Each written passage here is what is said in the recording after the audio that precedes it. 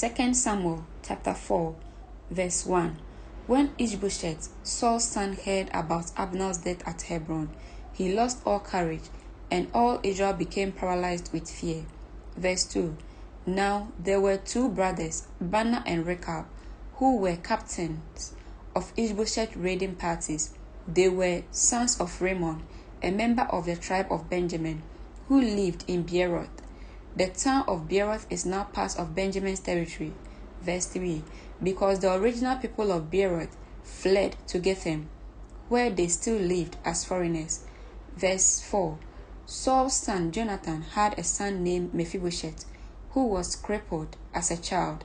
He was 5 years old when the report came from Jezreel that Saul and Jonathan had been killed in battle. When the child's nurse heard the news, she picked him up and fled, but as she hurried away, she dropped him, and he became crippled. Verse 5. One day Rechab and Baana, the sons of Rimmon from Beeroth, went to Ishbosheth's house around noon as he was taking his midday rest. Verse 6. The doorkeeper, who had been shifting wheat, became drowsy and fell asleep, so Rechab and Baana slipped past her. Verse 7. They went into the house and found Ishbosheth sleeping on his bed.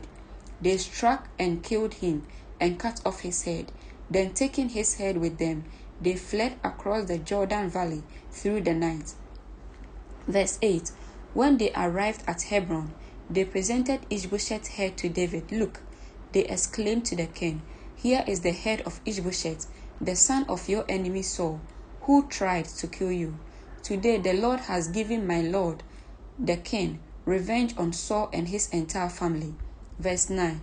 But David said to Rechab and Baana, the Lord, who saves me from all my enemies, is my witness.